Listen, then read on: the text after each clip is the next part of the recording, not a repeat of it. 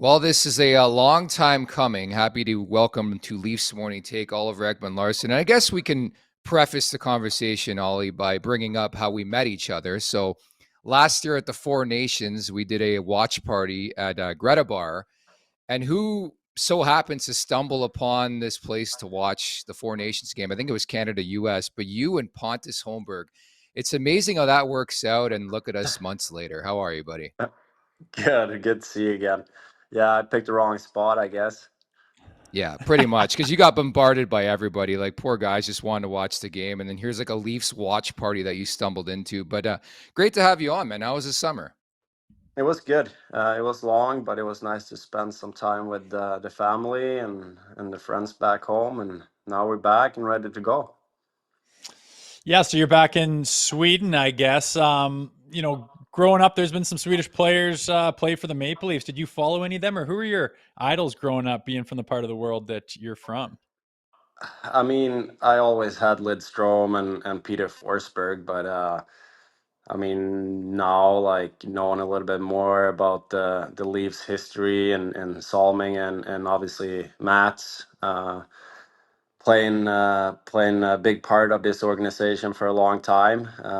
That's two guys that I mean, obviously, we everybody looked up to in Sweden. But um, yeah, I mean, the Monster was here playing. I kind of Yeah. followed him a little bit. Got the chance to play with him and being around him. And Rickard Berlin was here, I think. So I That's mean, my I era. feel like yeah, exactly. But so I think I mean, I have pretty good, yeah, understanding what the Swedish guys were playing here, and I mean, it's just nice to kind of know the history a little bit and that stuff. I love that. That's the first time I think on this podcast that Ricard Wallin and Jonas Gustafsson have been brought up in in 10 minutes, 10 seconds apart from each other. So excellent stuff there, Eki. But did some research myself. I think every time we like to get guests on, like to know a bit more about them. But Wikipedia tells me you have a pretty incredible family tree when it comes to sports, including your grandfather played for Sweden at the Olympics. Did you feel more pressure as somebody who had all these relatives around them have success at a very high level? I would say no. I think that was just, I mean, unbelievable help and another source kind of to use. But I've always been a guy that been playing the game because I love it. I've never been looking at it like I gotta make it to the NHL or SHL or whatever the level was, right? Like I just played the game because I loved it and I still do. And I think that's when you play your best hockey, when you just go out and have fun with it. So, but back to the family tree, I think that was just a big help for me. Obviously, my granddad playing long way back, but it was. I mean, he was a smart player, and he kind of was always there and giving me, yeah, tips and yeah, stuff that I was thinking about while I was skating or playing or whatever it was. So no, I have a lot to thank him and my whole family. So it's been fun, kind of just following my family around and kind of share like the experience that we have in the world. Hmm. Well, now that you have a lot of experience, guy with over 1,000 games, you've played in some different markets, some bigger, some smaller. But what's your takeaway from your time with the Maple Leafs and being part of that organization? It's been unbelievable. Um, you always, when you're outside looking in, you never know what to expect, right? But I feel like you hear so much about the Maple Leafs, and I feel like everybody been treating me so well, and just the first class organization and the fan base have been unbelievable to me and my family running into them. So. Um, Only good things to say, and it's been a lot of fun this first year playing here. That's for sure. You've had a lot of, ups and downs, I would say, in your career. What's the biggest lesson you've learned along the way? Man, it's like, it's crazy and we're all getting up there, but like, I remember covering you. You were the captain of the Coyotes or the PP1 QB, saw you at All-Stars. And I think you've done a really good job of like transitioning and more of knowing your role here at the latter part of your career. But talk about the ups and downs of your career. Yeah, I think you gotta adapt. I mean, the league kind of get better, the players get better, and fortunate enough, I get older. But I'm trying to kind of find things that I can improve on, and kind of, yeah, I just feel good, and to be honest with you, I feel like I'm 25 again.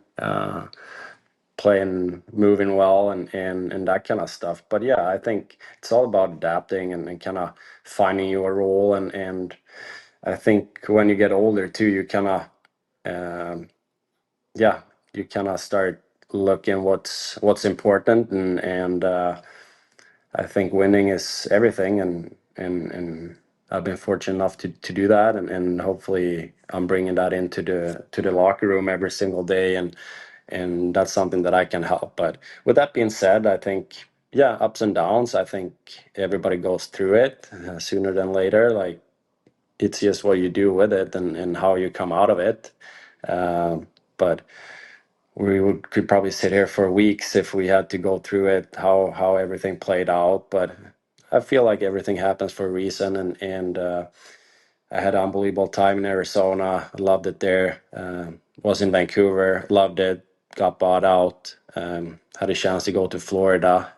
Worked out great, and now we're here.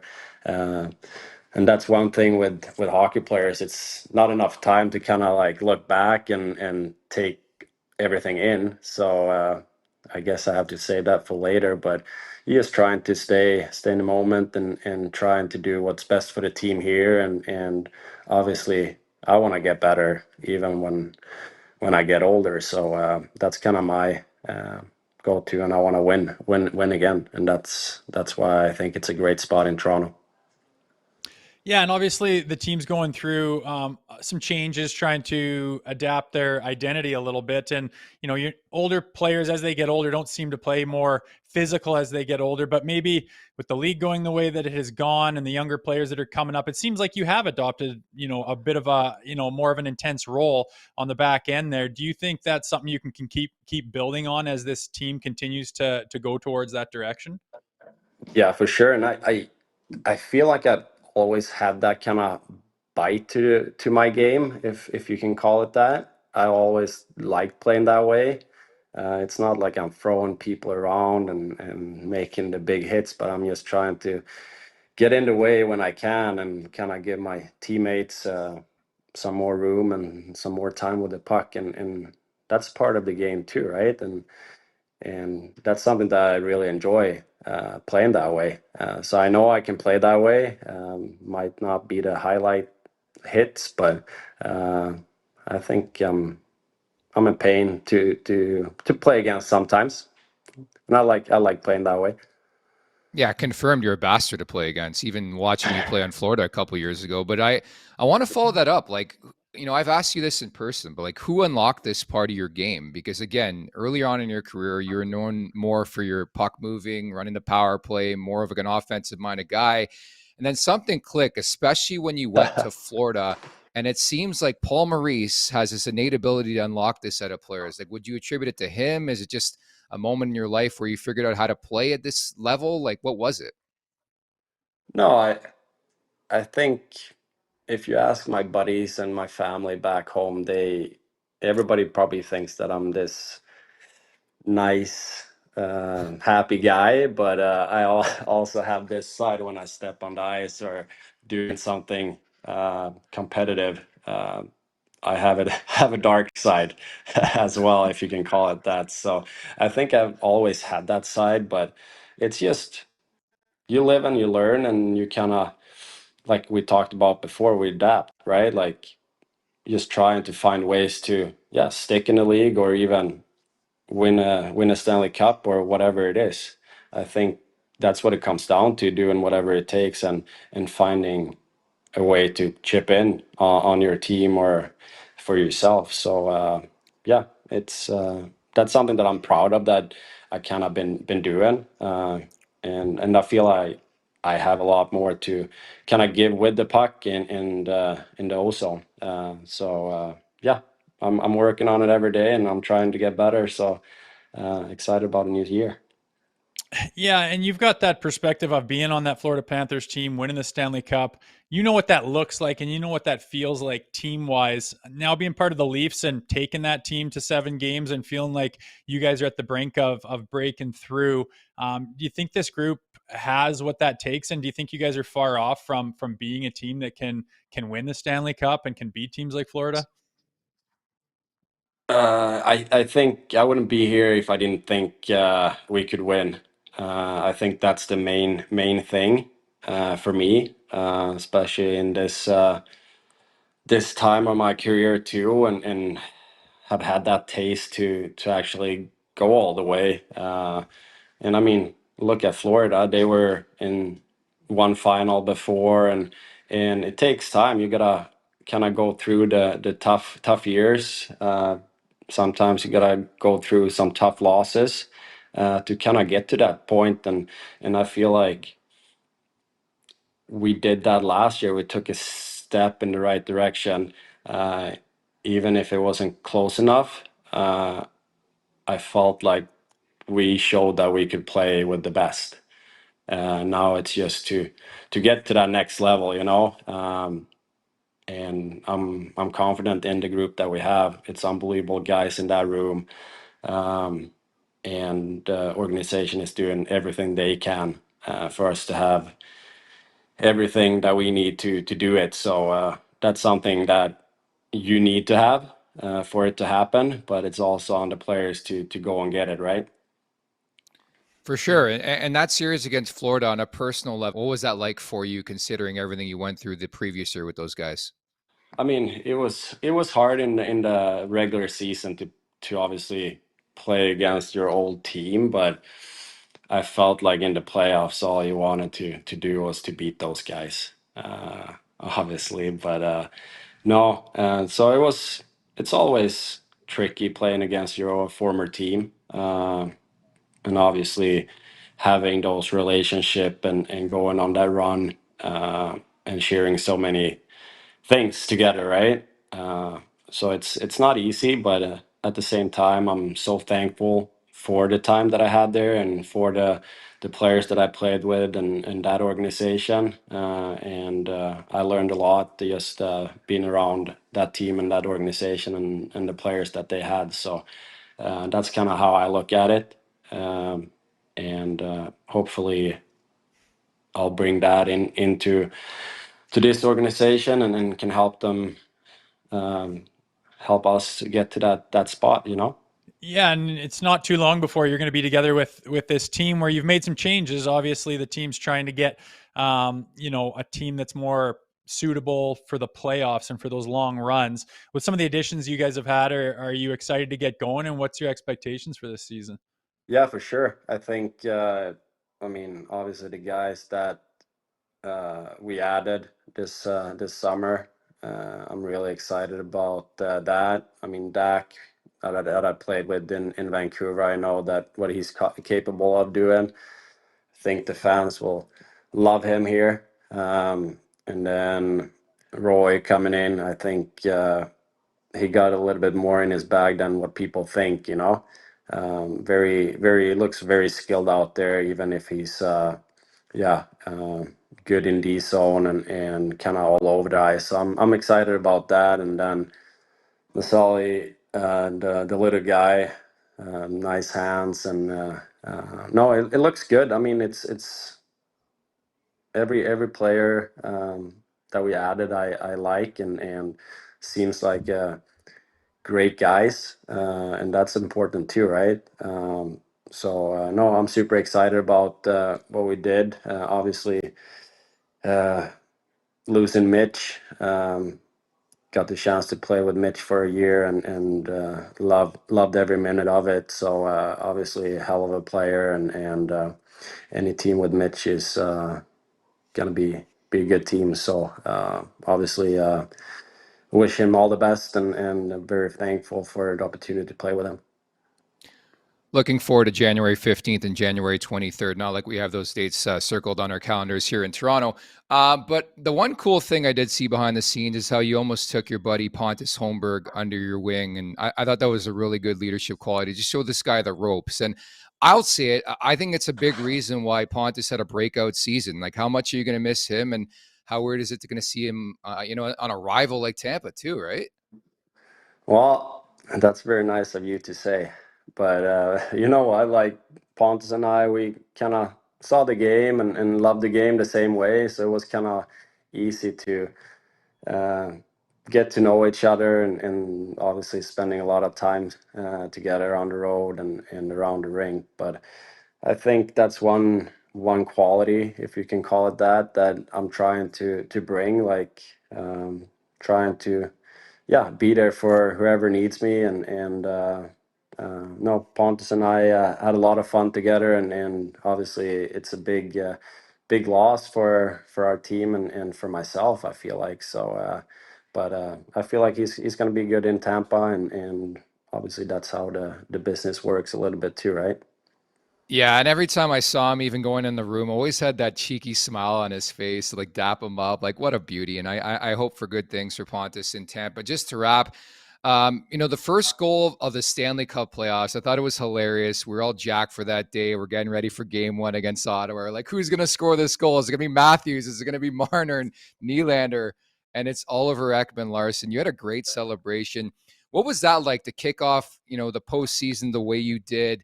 Adding that offensive element, especially knowing that this team brought you in to put them over the hump, so to speak, in the playoffs? No, I mean, it's obviously, I never look at it as goals or assists or whatever, right? Like it's more than that, but obviously chipping in here and there, it's nice, and I seem that I kind of saved it for the playoffs in in goals at least. But no, it's always fun, and I mean, it's always fun to score in big goals and kind of like stepping up a little bit, and that's what I want to do, and that's why I still play, and that's why I still want to win. So um, no, that's I'm super excited about this opportunity here again this year, and take the next step as a team and organization. So no, we're really looking forward to it, and can't wait to get going here. The last thing I want to ask you about, I have no clue about even at 36, and that's fatherhood. I did some research as well. I didn't even know this, but Leo Phoenix, and obviously Leo, the initials OEL, and Phoenix, where you started your NHL career. What's it been like being a dad, and how much has that changed you? No, I think it have helped me a lot. Just to like, I was always a guy that kind of brought the game home with me, uh, good and bad. But wifey was kind of tired of me talking about hockey when I got home after a loss, or when I did something stupid out there. So she kind of like, hey, if you need to stay at the rink for 2 more hours, you do so. But I don't want to hear about it. But it's been great. Obviously, it's easier to kind of come home after a loss, or but at the same time, like just sharing that moments with him and wifey, it means a lot. So yeah, it's something that you can't really explain if you don't have kids. So it's just an unbelievable feeling. It's so much fun, and he's crazy about hockey right now too. So I don't know what to do with him. You gonna feel that pressure to get him cooking? Like Rosie's got two boys as well. Like, are you just gonna let him figure out what he wants to do? Yeah, I mean, it's kind of hard because he's at every game, and he Yeah. he loves it, right? So it's kind of hard to not like get him into hockey, but it's not like I'm forcing him every morning. But it's fun, as long as he likes it and wants to do it. That's how I feel. I mean, he's just 1.5, so it's still early. A lot can happen, but yeah, it's a lot of fun. So we'll see if we can get him on skates here soon. I think Sounds you're going to have good. a lot of years ahead of you in the arena still, even when you're done playing. Yeah. It sounds like. No, it's Well, fun. Ollie, I can't thank you enough, man. Harsh reality. I am single. Tough to admit at 36, but such is life. Happy to have met you last year, man. It's pretty damn cool. And I remember even hanging out with you years past, All-Star weekends and stuff like that. So it comes full circle. Looking forward to season number 2 here in Toronto. Best of luck, and we'll keep in touch, okay? Thanks, guys. Thanks for having me on. Make sure to check out more of our content right here on the Leafs Nation YouTube page. We got long form interviews, we got clips, we got epic rants by Jay Rosehill. We simply have it all. And don't forget, you can find out much more at theleafsnation.com. Thanks so much for watching.